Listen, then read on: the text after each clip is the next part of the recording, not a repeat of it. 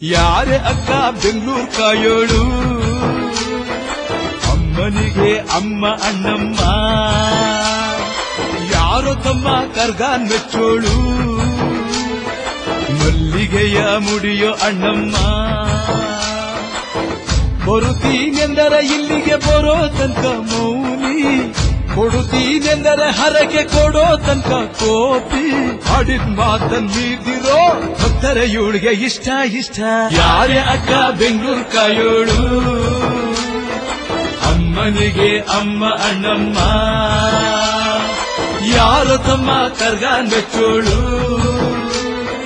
ಮಲ್ಲಿಗೆಯ ಮುಡಿಯೋ ಅಣ್ಣಮ್ಮ ಕಾಡು ಮಲ್ಲೇಶನೇ ಒಮ್ಮೆ ತಾಯ ಬೇಡಿದ ಬಿಲ್ವ ಪತ್ರೆಯ ಮರವ ಬೆಳೆಸು ಎಂದು ಬಯಸಿದ